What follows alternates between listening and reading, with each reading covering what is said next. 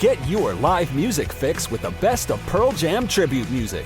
Washed in Black will be performing for one night only, 7 p.m. on August 27th at the Federal Way Performing Arts Center.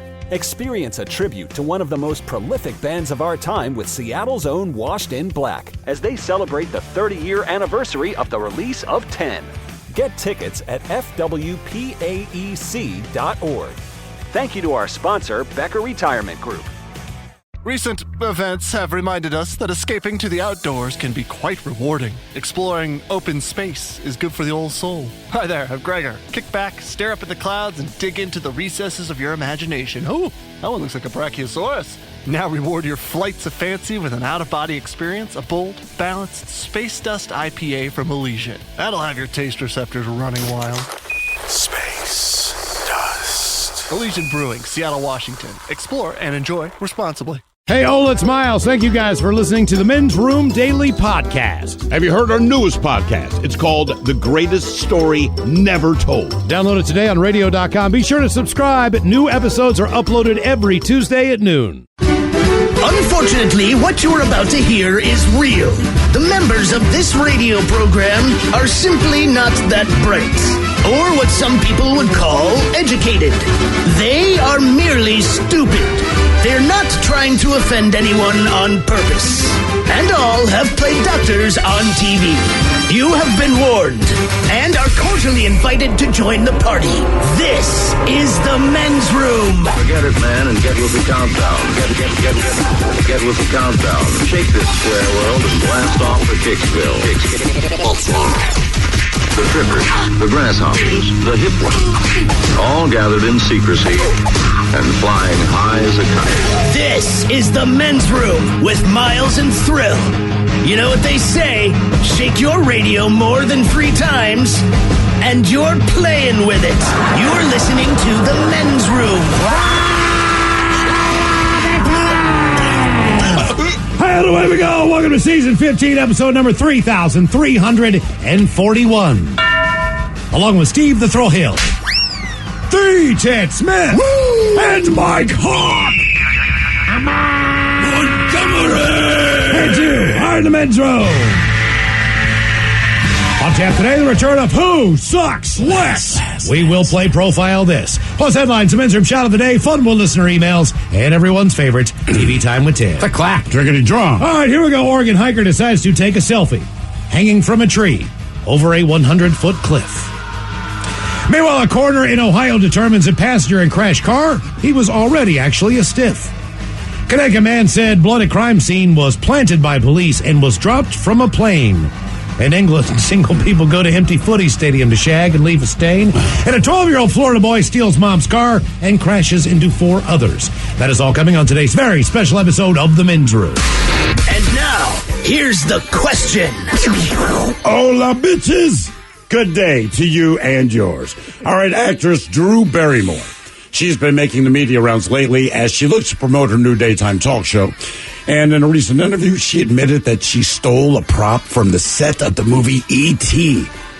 Sadly, the prop that she stole is not very exciting. It's a red cowboy hat that her character wore. I was stolen his finger. But that's not nearly as cool as actor Chris Hemsworth.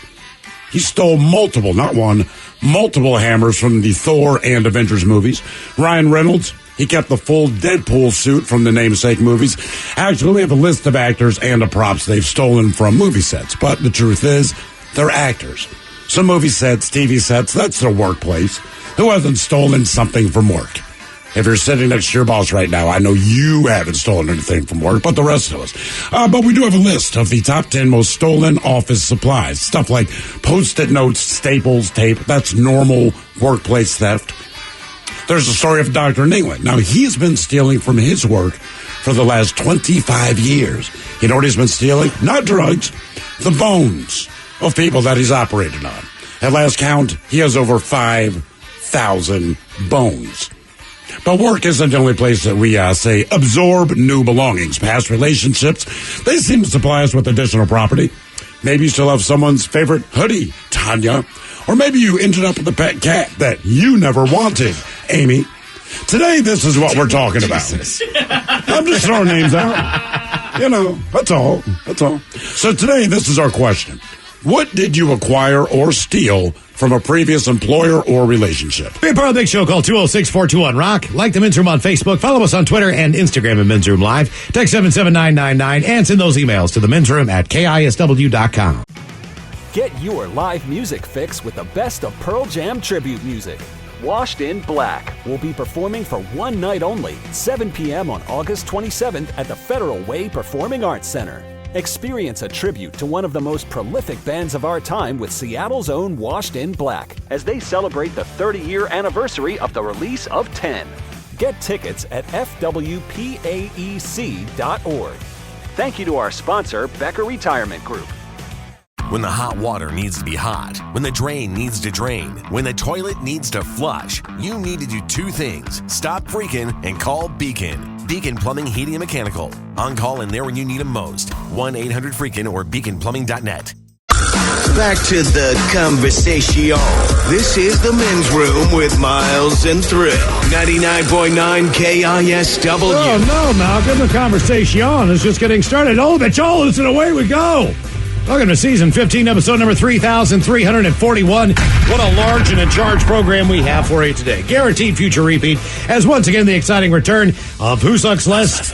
Steve the Thrill Hill, you bring us 3 stories each and every week. It is up to us to determine which of the 3 stories that you bring us suck the least. Yes. What is the severity of the stories today on Who Sucks Less? I think Mike and I agree. There's no real severity. We understand the people on the other side of these stories might be upset with what happened, but I think today's stories, it comes down to one thing. Mike and I agreed on this. It is the universal code for FU. Okay. That's as bad as it gets. It's the universal code for FU. Okay. Well, we'll figure it out coming up with Who Sucks Less. And today on the question, what did you acquire or steal from a previous employer or relationship? Let's just kind of stick to acquire, as you call the show. We won't ask too many questions about things because we've all been in different situations before where, look, sometimes times are tough. Depending on where you are on the ladder of life there, when you start out early on in a job or a situation, you don't have as much money as everybody else. You have a lot of different things around you that probably could be useful at times. I do remember at one point in time when I was just starting out in radio, that the station that I worked for, which was 96.7 WQCM in Hagerstown, Maryland. Where the Q means you want to move out. Where the Q means variety. It was one of those dumbass stations. The Q means country. That's the place where I interviewed Kif Winger and stuff. Lucky you. Right, exactly. That's what I was thinking. Good looking man, by the way. Either way, so. That was pre-outlets. Yeah. Somebody in there, you're right, there was nothing there at the time. Right. Now they got those outlets. Couldn't go to Chambersburg. There's nothing going on. But they did have a good barbecue place. But either way, I remember the day a memo came out from our owner, and our owner was just the worst person on this planet. And when she passed away, I did not shed a tear by any stretch of the imagination. I still kept a memo from this woman, and basically it was about somebody in the building had been stealing toilet paper. And she wrote, and I saved this damn thing. I wish I would have brought it into. Were you the thief? If I could dig it up, it's probably by my hole-in-one certificates.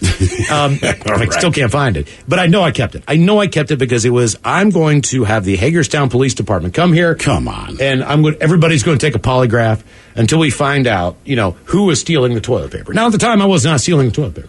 At the time. I could not stand this person, though. I had done similar things before at other employers' places. Sure. Just depending on the situation. Whatever it was never anything very severe. But if I needed something, it was easy enough where I knew I could get it at work and bring it home. It was just one of those things. Yeah. Whether it was like, I don't know, maybe I stole some toilet bowl cleaner from a bathroom. I get it, man. You go in the bathroom and they had like 6 of them underneath the sink. And I'm like, man, maybe that's a year's supply or so, but I don't know who's cleaning the toilet in here. It never looks clean. I'm going to take one of these home. Look, man, I'm working as a dishwasher at Chi-Chi's. I've got a place. I'm not living at home. You got to pay rent. But even though 4 or 5 of us lived in this house, we don't have plates. We don't have silverware. I work at a restaurant. So you know what I stole? The VCR. The VCR? Yes. Yeah. I did. I stole the VCR. Never stole a plate from Chi-Chi's. So I never had one inkling. I had no reason to need to steal anything at this point in time. So, especially when I was working there, I was fine. They paid me a reasonable wage in Hagerstown, Maryland. I want to say my rent was $350 a month. They overcharged her. Yeah, it wasn't too crazy at the time. It was, 1994. It was what it was, but I was doing just fine. I could afford to live there. Mm-hmm. But once this memo came out, and then I was personally addressed. I don't know if anybody else in the building was, but I was. For So whatever the reason. assumption is that you were stealing the toilet paper? Well, I was questioned about it, and I asked a couple other people, "Hey, did Chrissy come up and ask you guys?" You know, and they no. And I was like, oh, Then she thinks you stole the toilet she thinks paper. I yeah. stole the toilet paper, right? So I'm like, well, the hell with you. So I ended up probably a couple weeks later, I got a call from a buddy in Annapolis, and he said, "Hey, man, we need someone to come down here and take this position with this company." And I'm like, "All right, man, different radio station. I'm going to be in Annapolis, much better situation than Hagerstown. I'll put in my 2 weeks." And the first thing she says is, "Okay, now that you put in your 2 weeks, would you just like to come clean with the toilet paper?" Jesus Christ. And I said, "Hey, look, man," I said, "there's, I said, this problem, just so you know, it will continue when I'm gone." You know what I mean? You're going to still have to be the super sleuth here and figure out who in the hell it is, because it ain't me. And by the way, Ralph, the round man of sound, he's going through 3 rolls on his own every day in there, because he's not following his protocol on his staple stomach surgery that he got, and he's eating a bag of chips every day and blowing up the damn hallway. Maybe talk to Randy. You know, maybe The guy with the poop problem. right? Maybe he's just going through it. And that's what I was thinking. Like, I don't know anybody in here who needs toilet paper that bad. Right. You know, maybe Randy does at home because he's going through 3 rolls there. You don't always need toilet paper when you take some. Sure. That's a good point. Yeah. So I was going through this drawer that was in the production studio, and this drawer had a lot of copy that I had written for commercials. Sure. It had reel to reel of some of the commercials that I'd done, and I'm thinking to myself, I need to put together something at least just to send down there because this was a pretty production intensive job. So I want to send them a reel to reel of all the things that I'd done. So I'm going through this drawer, and I look down, and there is an AKG microphone. Now, the microphones that we had in the studio were typical studio microphones. This AKG, though, is one that you see that hangs down from the mic stand. The cool ones that you will never have at home. And it has like a wind guard on it. And if you've ever seen anybody who is doing isolated vocals for a band, maybe they're recording in a studio, and you see the guy in there, there's a wind guard to it, and he's singing up. You know, it's your typical master lead vocal microphone, all right? This microphone's also over $1,000. Right. Easily. That's also why you don't have one at home. We did not even have one in any production studio there. If they knew what they had, they would have been using it for something. But it's in there, and it's all dusty, and it's in a bag and everything else, and I'm looking in there, and I'm like, they don't even know they have this damn thing. The hell with you. You know what I mean? I'm taking this goddamn microphone. So when we were, so I did. I stole it. I like that the justification is that you're annoyed. I have been. You know, I'm taking $1,000 of merchandise. I have been accused of being a thief and stealing, a $5 item of a 6-roll pack of toilet paper. I'm going to go big or go home. If you're going to keep accusing me of doing this, I'm walking the hell out with a microphone. And I've never met you before. Not you specifically, but I've heard this argument. Oh, yeah. Yeah, then I'm not justifying it, but like anything else, like, oh, I'm cheating on you. Am I cheating on you? All right, well, guess what I'm going to go do then, if that's the way it is. I had sex with the hooker. That's right, in exactly. the front yard. I'm going to go out and find somebody to have sex with, then, if that's your thing. You know, be back in 2 weeks. That's the principle. For whatever reason, I've had that my whole life. Like if someone says you can't go there, Miles, like my mom, I'm like, I'm going there. Then. You know what I mean? As soon as you tell me no, like I'm going to show you that I can do whatever the hell I want. I've just been that dumbass, hard-headed guy. I got in a lot of trouble for it, but at this point, I think we call it a thief. Yeah, I'm like, the hell with it. I'm stealing Well, this thing. it's not a bad theory in a lot of ways, but It's not right. By any you stretch accuse of me the of toilet paper? I'm stealing a microphone. $1,000 microphone. A really, Let me really, get that watch up off you too. a really good one. You know, so I walked You out think there. I took your last beer? I'm stealing your goddamn car. Never a word was said about it. They didn't even know they had it. I walked out of there, man. But, when I had that home studio in Baltimore, when I was doing a lot more commercial reads and all that stuff, that was the microphone that I had. I would use it too. And the thing is fantastic. I still got it in a box, man, because I'm not getting rid of this thing. It's a really good microphone. So I've got that from work. That was legitimately stolen from work. I mean, there's no question about that. I have acquired other things throughout the How do you years. acquire without stealing? Okay, for an example, when we moved out of the last building, there's a bunch of gold and platinum records all over the place, and they wanted to kind of minimize things when we moved into the new building. So Okay, I went that's fair, to that's Castle, fair. and I was like, hey, man, you see that Soundgarden platinum album over there? I'd really like to have that. And he hemmed and hawed his way through for a number of months, either trying to just, kind of needle me a little bit. I didn't know if he was going to let me take the thing or not. Lo and behold, he sat it on my desk one day, man. And I was just like, yes, favorite band. You sure it wasn't a reach for my gun moment? Miles stole it. No, I don't. But I wouldn't say acquired. Like, you got that legitimate. Yeah, I got it. Well, that's what I'm saying. That's an acquirement. That's You can acquire. You know, like I didn't steal it. You know, I would have. He would have. I might have. I'll say But you would have. You can't. You would have. You can't hang something in your house and have Castle come over and like, did you steal that from the frickin' radio station? Like, no, I got it at a flea market. Actually, I got busted on that from our current boss. We at the old studio. We have mic flags. If you don't know what that is, anytime you look at like a press conference and I've got those too. I have stolen a couple. And as everyone jams their microphone in their face, but you'll see like Action 5 News, all that crap, the stuff that identifies your station, right? So in the old building, and this was not when we were moving. We had been working there for like 2 months. I'm like, that's pretty cool, man. It has the Rock logo on it. Mm-hmm. So I unscrewed the microphone, pulled it off, took it home, didn't give it another thought. Boss was over like 10 years ago for something. I see him look at it, and I'm just like, oh, F. And he's like, thanks, man. He's like, you stole that. I'm like, well, yeah, I know that. I'm the one who stole it. Oh, I know. But he let me keep it. I stole something else, too. Yeah. Okay. But that's it. All right. So no toilet paper, though. I stole one more thing. All right. And this was not really How are we going back to toilet paper being the worst thing? Because I feel like that is the base we've set. Right. So, yes, I stole the mic flag. But, and I'll tell you why, Ted, because everyone at work can still wipe their ass. Me stealing that mic flag does not present a problem for any of our coworkers. So I get to the next job, and a couple years goes by, and the guy that I was telling you about, who I walked in on masturbating in the morning that morning, the guy who covers himself in oil, drives down the DC Beltway. This is a real person on cocaine, masturbating while driving. Same guy. All right. Well, he was also the news director. Of course he was. Yes. And if you listen to yesterday's show, the people in radio are colorful people. Yes.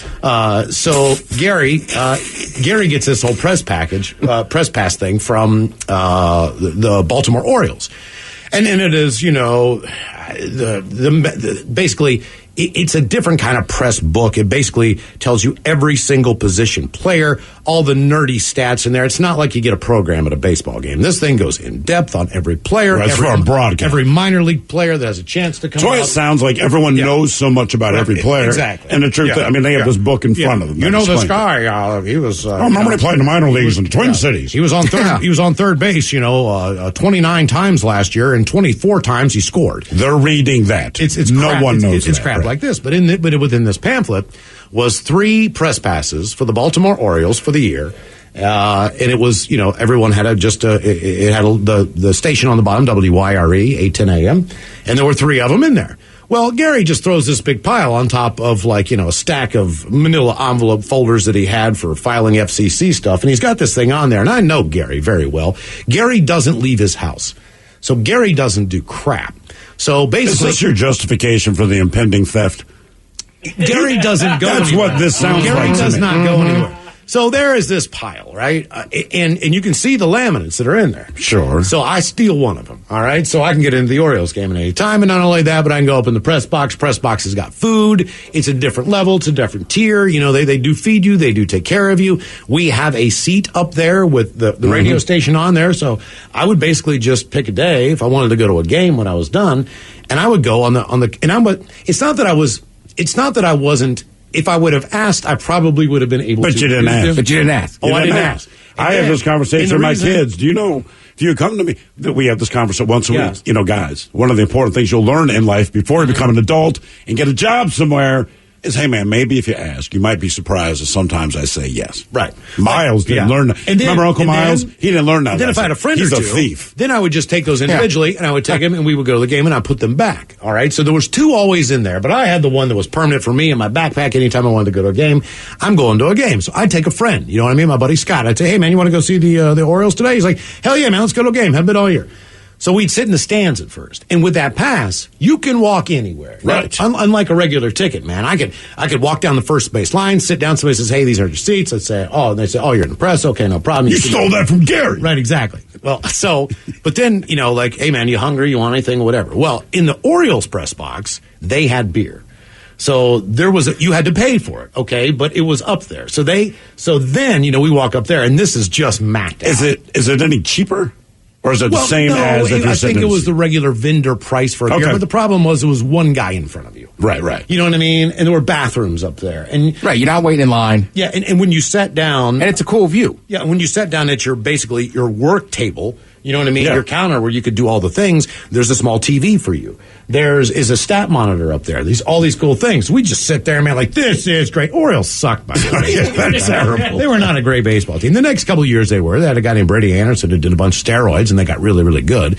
But other than that... steroids helped. Oh, they really did, man. Yeah. He hit 50 That was one of their runs best years, dude. One year, and then the next year. I'm all for steroid use in baseball, by the way. So it was exciting, to go to the game. Chicks dig the long ball. And that's what was happening in Major League Baseball at that point in time. So whoever came into town, man, the ball was just flying out of Camden Yards. So it's kind of cool to go to a baseball game, but I guess I kind of stole that one.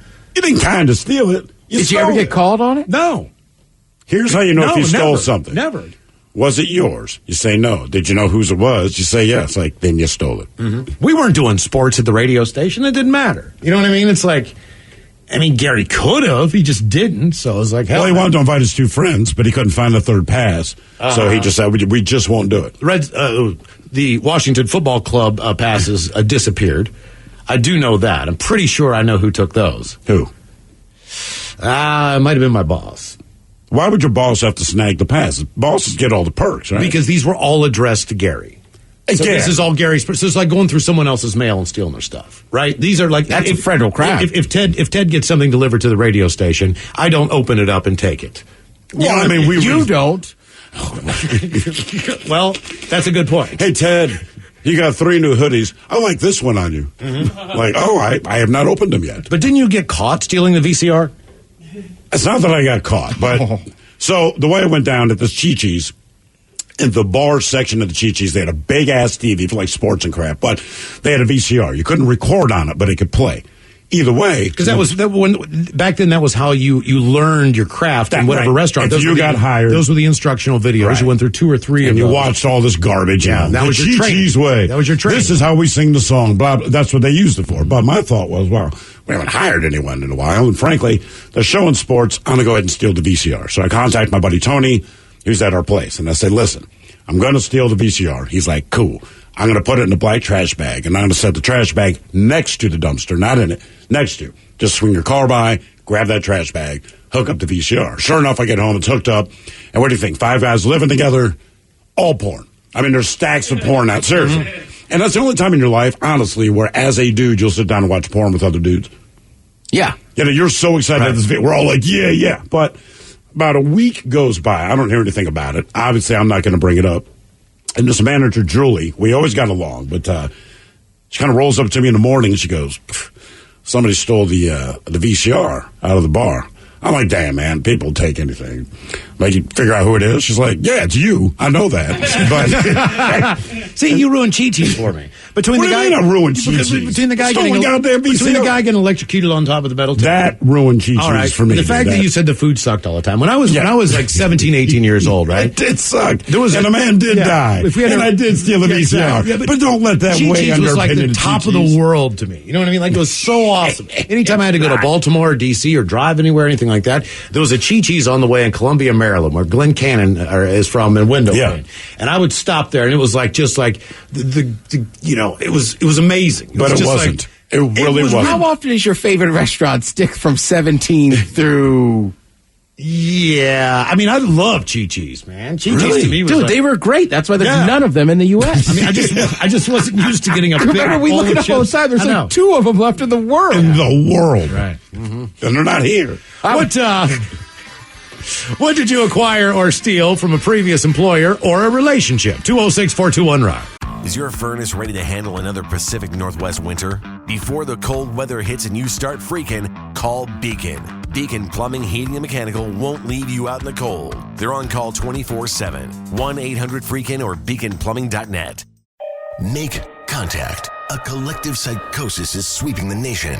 We're in the thick of the haze craze, and Elysian is introducing an altered state of IPA. Contact Haze is a tangled chemistry of mild haze, low bitterness, and an explosion of hop aroma. This hazy IPA bursts with notes of bright raspberry, currant, citrus, guava, and passion fruit. Available in 6-pack cans in stores and in all Seattle Elysian locations. Make contact. Must be 21. Please enjoy responsibly. You're in the men's room. 99.9 KISW and KISW HD1 Seattle. Our question, what did you acquire or steal from a previous employer or a relationship? 206-421-ROCK. I like this person who says, my ex and I broke up and I took all the porn DVDs, but I left all the cases on the shelf. Ooh, that's just cruel. Just cruel. Hello, Jan. Welcome to the men's room. Hola. Hola.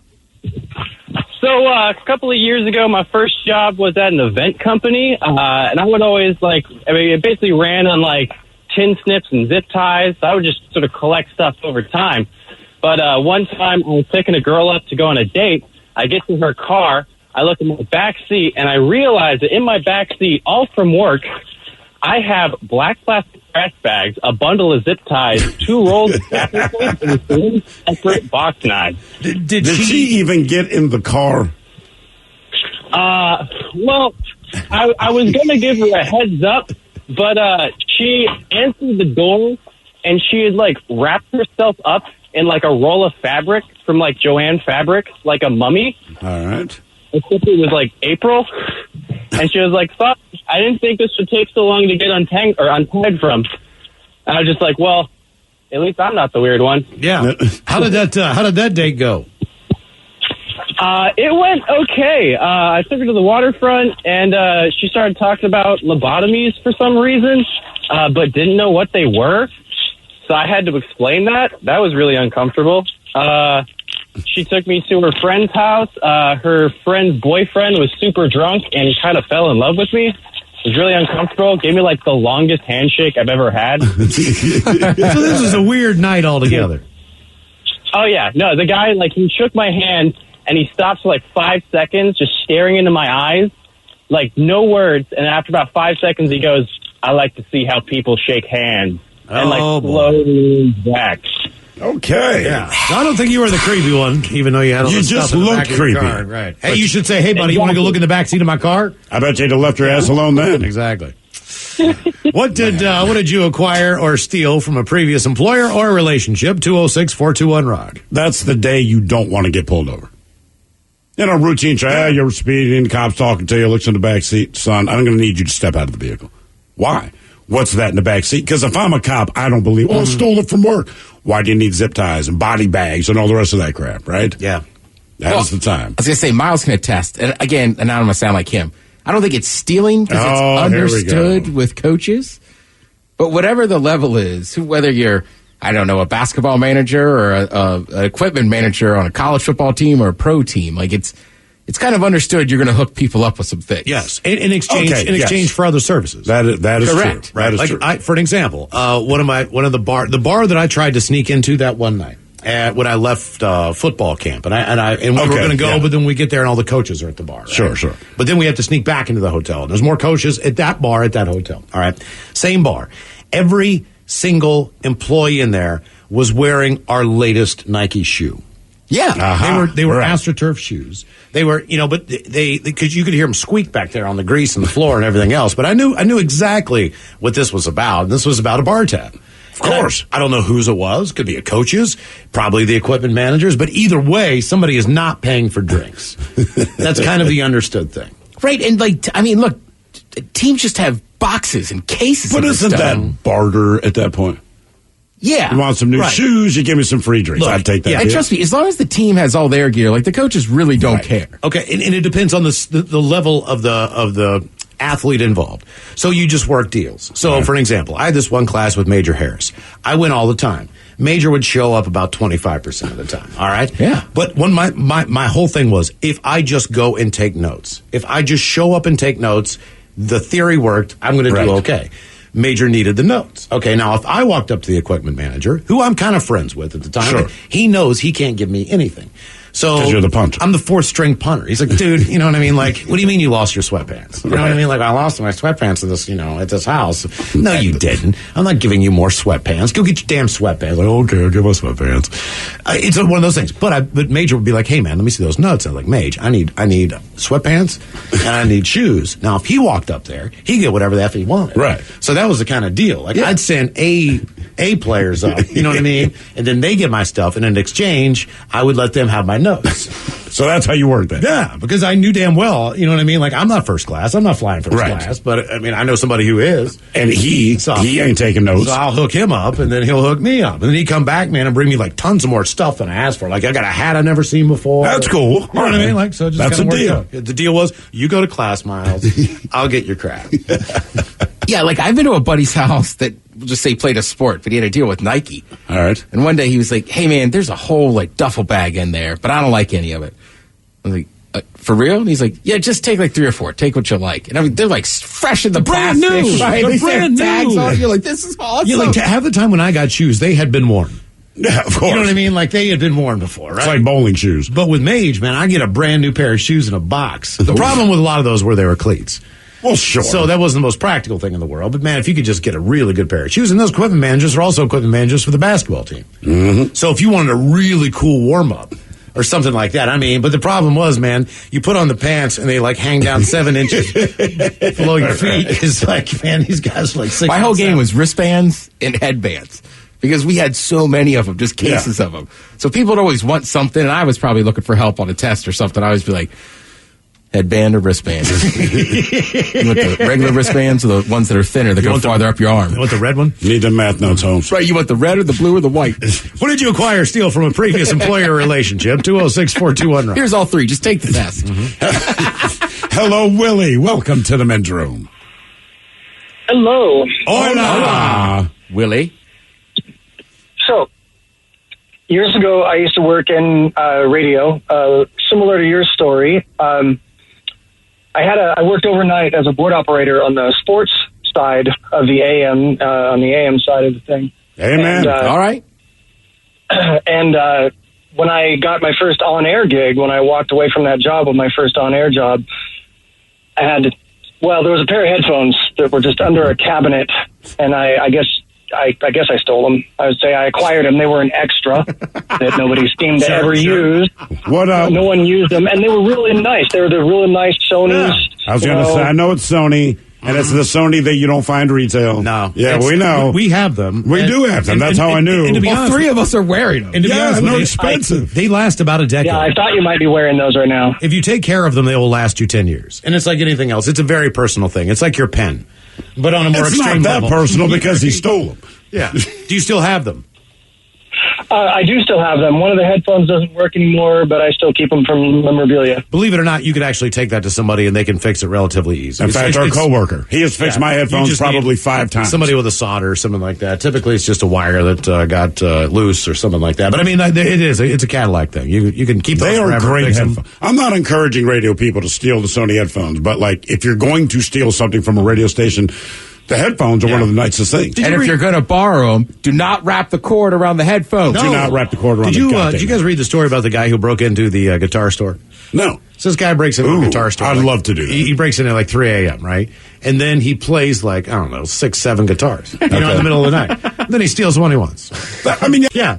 you got to take him out for a test Right, drive. exactly. They got video of him in there just strumming, playing, like he's playing all this different stuff. You know, this sounds But really he was bad. putting them back, you know what I mean, checking them out, and then he walked out with the one he wanted. Yeah, I know you shouldn't steal. And I'm old enough where I'm probably not going to, but if someone told me, dude, I don't know, Guitar Center left the doors unlocked and the alarms off.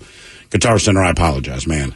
Seriously, I'd have to grip some stuff. I would. Musicians. I think they're gone, aren't they? I think they put in a new tower down there. Yeah, I think they're gone from the location closest downtown. But you can still call me and let me know which one is open. Like, honestly, because every time I walk in, and I know I'm not alone in this, if you're a musician, you walk into Guitar Center, there's something you need, or you're going to treat yourself because you have enough money to buy that thing you want, right? Mm-hmm. Either way, when you walk in, you look at all the other stuff you want. You certainly don't need it, but you want it. And I promise you, every musician in there is like, if I could steal this amp, if I could steal that cabinet, that guitar, the expensive-ass monster chords, 50-footers, because they're ridiculously priced, any of this stuff, you would steal everything in there. Doesn't that get stolen from shows, from bands, or maybe is it accidentally acquired? Is that the right way to... I lost a bit. Years ago, we, the New Originals, right, the KISW house band, as it were, I don't remember where we were playing. I believe it was Showbox Soda. I think so. Anyway, we opened for Buck Cherry. When Buck Cherry said, I love the cocaine. So all of our gear is in the back. At the end of the show, I go to find my bass. I can't find my bass. Then we realize it is left with buck cherry. Oh, no. Okay.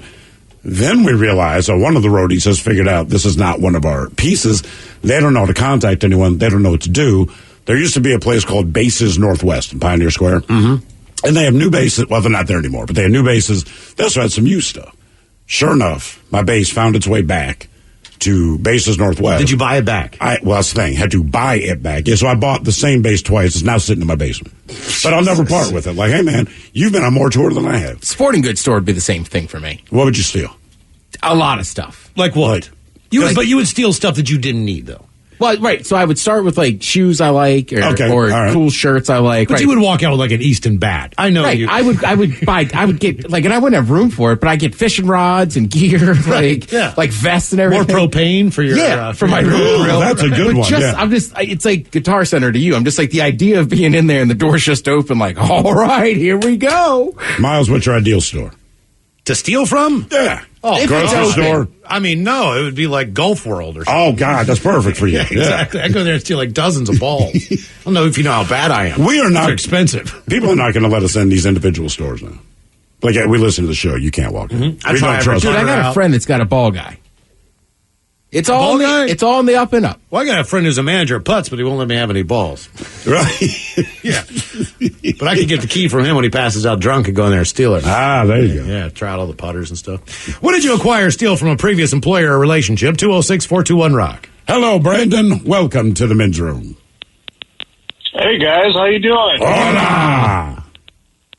I've been listening to you guys for a very long time. First time caller. Well, technically second time caller, but first time getting through. Okay, cool. Thank you, brother. I'm glad that theft brought you to the table.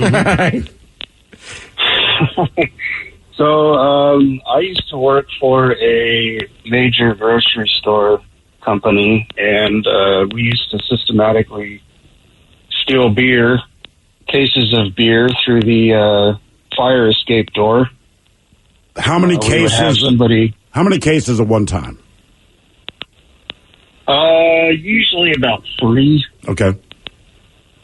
We had a guy that would come meet us at the fire escape door while we were on shift, and he would load them up into the car. And we had a guy that was basically on point. We basically James Bonded this stuff. How many times would you do this a week? We probably did it about, I'd say about 3 times a week. Okay, and were you going big or going home, or are you just picking up like... if it's 3 cases at like once... the Beast Light. I mean, what were you getting? Oh, right. So this was like when I was, before I was 21. So I was going to say, this is before cameras, obviously. Yeah. We would get, like Milwaukee's best ice. Whatever we could get that would basically get us just super drunk. Now, did they ever do the inventory to say, man, someone here is stealing beer, or did you never hear anything about it? But we never heard anything about it. And that's also your palate anyway at that age. When you're in your younger 20s, man, like, there's nothing wrong with a nice beer, nothing wrong with something potent. It's kind of what you drink when you can afford to buy something because, again, it'll get you messed up. There's nothing wrong with it now. I had my buddy Worm. He worked at Worm. Already on the up and up. Worm got the nickname because his penis was unusually large for how small of a guy he was. But this is the type of guy who would, like, pick up a piano, like, as a mover and put it on his back. Right. Out. So he had a beer. Is that what I expect from Worm? Yeah, he was a beer truck driver. So this guy, man, he was just, is pound for pound, he was the strongest guy I knew. Yeah. He was a state champion wrestler. Like, he's that guy. He is that guy. But the thing with Budweiser was at the time, the distributor in our area, believe it or not, there's expiration dates on beer. Yes. And it's not that the beer has gone bad. It's the difference of the taste point of the beer, how it's supposed to taste compared if it's been there too long. So they don't want to sell it if it's not going to be the taste you expect to have. That you expect when you have a Budweiser. So a lot of this stuff would be brought That's back why I buy expired Budweiser. to the distributor. Now, it was never the most popular beer. You did not get Budweiser. You did not get Bud Light. You got what was the beer with the Red Dog? Was it Red Dog? Red Dog. Red Dog. Were you going to ask us what was the beer with the Red Dog? I was because there was a couple dog beers back there. But Red Dog was massive. It was huge. The French Bulldog on the front, or maybe a Bulldog like the Georgia Bulldog. I think it was just a Bulldog. Yeah, something like that. But like they would have a light beer of that. and people wouldn't buy that or whatever the deal was. So we would get all the expired beer. And once a month when he would go. And he sold them to Daniel Snyder. Yeah, because he would, every day when he went to a different place, he would pick up what they had expired. Sure. He'd bring that back. He'd put that in one corner Well, wait, of the is warehouse. that stealing? Because the beer, they just destroy it. It was a good thing of having someone who could acquire that stuff. And it wasn't, they were going to get rid of it anyway. Right. But that's how we got a lot of our beer, was we just had to wait for it to expire. And that included wine coolers and Zima and all the crap that was popular back then. We got, we would get flat party balls. They had this thing called a party ball. Oh, I remember those. From Coors, and Coors Light would do these party balls. They were in a box, but inside was this big plastic ball. It looked like a Death Star, but you could pump it up and everything else. A lot of the seals would go bad, let out a lot of the carbonation. You'd have flat beer. We didn't care. You know what I mean? We still had beer. Honestly, that's the thing I've stolen the most of. Like the first day I worked at a real job, it wasn't for burning. Yeah, first day. I was working at a liquor store and I stole an 18-pack. Of? Miller Lite. Okay, yeah. Yeah, I just put it in the recycling. What else would it be? And then I left it in there. But then also I worked at another bar where the guy didn't keep count of inventory. So we would help our friends out with Keystone Light. And then one night we went over there and just blatantly took a keg. You took a whole keg? We took a whole keg. Damn. Why not? Well, you can. know. I mean, look, it wasn't uncommon at that age to go to a party, and at the end of the night when you were leaving, if there were 4 kegs, right, and only 2 of them were still going or one of them was still going and basically everybody's out, kind of passed out, they'd be a tap short in the morning. I was going to say, that do was, you know that was anyone? The gold. The gold was the tap, not People necessarily you the could keg. get into a party for free because they'd be like, hey, man, we're going to go in and get a keg. And that's back in the day where everyone pays $5 at the door because everyone's broke, right? But if you had a tap, you're in for free. Absolutely. That's So VIP. I would never steal a tap. I don't know if I would or not. Because I was the guy that had the tap. But on the same token, when I lived in Baltimore, we saw a group of guys having a party across the alley, and then they all left to go to a sporting event. And we walked in their back door, took off the cap, and took the keg to our house. And drank it? Yeah, and then they came over, and it was very awkward. They came over? Right, because they knew we had stolen it. Like, it wasn't that hard to figure out. But they come over, and there's only our one friend, right? So for some reason, I had, like, my cousin and his 3 buddies with us, all the PG County boys. So we're in the kitchen drinking the free keg. Right. So they're at the door, and we hear him talking real tough to Cam, right? By the time they walk into the kitchen, we're just standing there silent, drinking the beers. Oh, hey, guys, you mind if we get the keg back? Yeah, all right. Did you take your tap back? We took it. All right. You know me. I was probably like, take our tap off.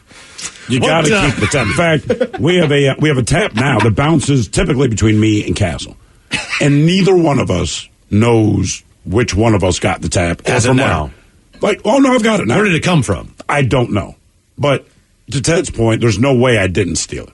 I've never bought a tap in my life. I know. Why would you buy a tap? Typically, when you get a keg, they will let you rent one, and you put a security deposit down on it, and you get it, and you bring it back with a keg. Isn't that the way it still works? I haven't bought a keg in years, but when I worked at a liquor store, you come in, you buy the keg, and then you have to put a deposit on the tap. Right. Because we're half expecting it not to come back. Or to be damaged on the way back.